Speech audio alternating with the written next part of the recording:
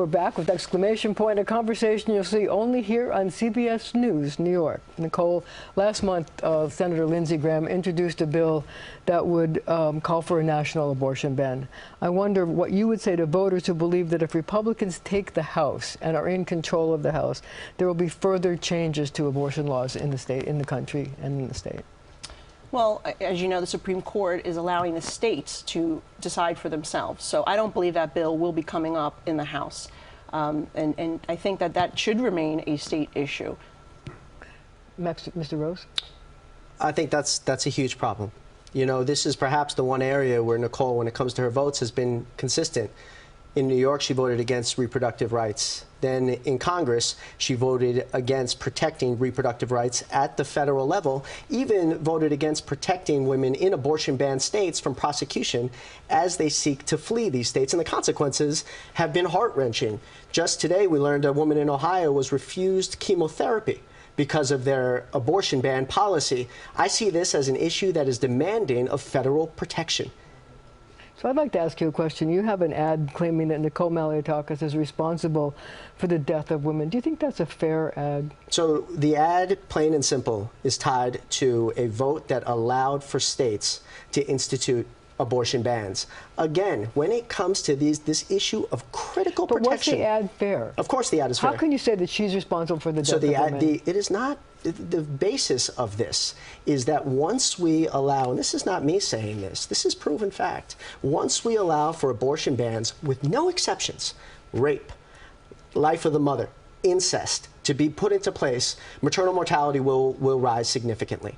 Women will die as a consequence of Congress's inability to institute this protection. Just as any other issue of civil rights is not a state's issue, that language harkens back to so many horrible things. This cannot be a state's issue. A woman is deserving to make her own decisions about her reproductive health in every state. Is the ad fair? The ad is based on a fallacy. There's not one state does not allow abortion in the case where it's a matter of the life of the mother. Bottom line. And the bill he's referencing is a bill that would have expanded late-term abortion up until birth for any reason, no restriction, and perhaps even taxpayer-funded. And they were mimicking that off of New York's radical law. And that's the difference. See, I think there needs to be limits, that I do support the exceptions for rape, incest, and the life of the mother, despite what he says. And how dare you mansplain my position on this women's rights issue. However, what I will say is that he has no restriction whatsoever. In multiple questionnaires, he indicated that he supports a late-term abortion without restriction up until birth, taxpayer-funded, no parental consent. And in Congress, he even voted to not provide a baby that survives an abortion medical care. So Marcia, that's extreme and that's barbaric. Marcia, this is what politicians do when they know that the facts are not on their side. They start to lie. Now, please do not tell me that I do not understand the significance of this issue. You know, Marcia, 3 years ago or so, my wife and I received the greatest blessing anyone could receive. At the height of COVID, we adopted our baby boy, Miles. Nicole, it is not lost on me that my son's birth mother was faced with a decision. And she chose to give birth to our son, and that is the only reason why we have this great joy. And when I come home and he yells, "Papa," all the other worries, to include what you say about me, washes right away. But nonetheless, this is, and it was her choice, and it remains a woman's choice, and perhaps the most gut-wrenching decision they will ever make in their lives. And that is a decision to be made between her and her doctor without government getting in the way, as you are advocating for government to be in every single person's doctor's government office. has gotten itself in the way by allowing this to occur up until the moment of birth and have taxpayers pay for it. That is a very extreme position that the people of this district do not support. That is a complete and utter lie. And Marcia, can I just say something? Yes. This issue that is the only issue he wants to talk about, by the way, in the campaign, happens to be not an issue for anyone in the state of New York, because New York's law is so extreme and radical that you can have an abortion up until birth. And New York State's law even goes so much further that if a woman is assaulted and she loses her baby in a miscarriage, which is not her choice, there is no homicide charge anymore for the baby. In fact, the Queens District Attorney dropped the charges the very next day of a double homicide. A mother and the baby had to drop the charge for the baby because of Andrew Cuomo's late-term law, which my opponent supports. So I want to change the topic because we're never going to get through this, but I want to talk to you about the congestion pricing. Do you think that the train has left the station, or is there anything that you can do in Washington that would delay it or stop it from happening? Or do you think it should? Do you think it should go through? It should absolutely not go through, and there's a few reasons why.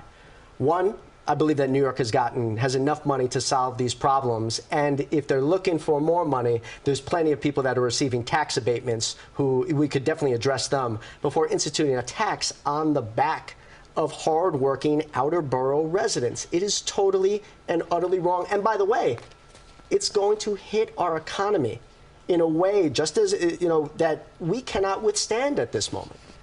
I have a feeling that you agree with him on this. Well, we finally agree on something, and what I'll say is this. I think the one way to really stop it is to get rid of Governor Kathy Hochul and elect Lee Zeldin, who said on day one he will end this. But the second thing is I've already been working on a solution with my colleague, Democrat Josh Gottheimer of New Jersey, in which we are supporting, number one, an MTA audit, because the MTA, I mean, you want to give them more money. The MTA has drained billions of dollars. It is a black hole. We deserve an audit of every federal dollar that goes to the MTA. But also, we're working on an angle to try to get the Federal Highway Administration to intervene, which is why I've been leading the protests, leading the fight, petitions, to get enough people to testify, because we want to make sure we get a thorough economic impact statement. It's ridiculous that the governor and the Democrats in the state legislature want to charge $23 to drive into a borough in the city in which you live. It will hurt our economy. It will hurt tourism, residents, and businesses, and we have to stop it. So I want to ask you a question. Since you mentioned that you're working with a Democrat in New Jersey, I wonder if you feel that the dysfunction in Washington is something that can be fixed, and if so, how?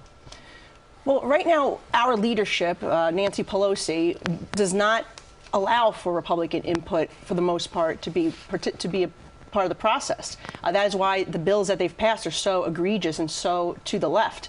We need to restore the pendulum, bring back the balance. That's why I'm very proud to be a member of the Bipartisan Problem Solvers Caucus, where we have passed infrastructure legislation to bring $100 billion to New York to expand and fix our sewer systems, the Staten Island Ferry, to get the seawall back on track, and to make sure that we take care of our infrastructure needs, as well as other pieces of legislation that are critically important for... We're running out of time. Of course, I think you're also taking credit for bills that you voted against. Such as which one? Such as the American Rescue Plan. I didn't mention that bill, and that was actually a terrible bill, if you want to talk about that. A bill that bailed out teachers and cops and firemen, kept people in their jobs, kept our economy afloat. A bill that drove our inflation to the record where it is, where people are so concerned about inflation, and you want to spend more money. So that's incredible economic illiteracy right there. If you look at all of the COVID spending in an aggregate, 75% was under Donald Trump, that I voted for along with the president. Donald Trump was behind it, and you would never criticize Donald Trump. I know that. So what we are looking at here were bipartisan actions to save the economy. And that was, by the way, that was at the height of COVID. But when this president came in, we should have been reopening our economy, and he decided to want to print and spend more money. By the way, which so much of it was stolen in fraud, waste, and abuse. Look at the records. Hundreds of millions of dollars that were stolen instead of where it needed to go. And now we have people suffering with record inflation. And you even supported that Build Back Better, $5 trillion in spending. 87,000 IRS agents. I mean, look, there's a difference between what we truly need in this country, especially when we're dealing with a $30 trillion deficit. I think we need to get spending under control. Guys, we're going to have to leave it right well. here. We're going to have to leave it right here. Thanks for joining me.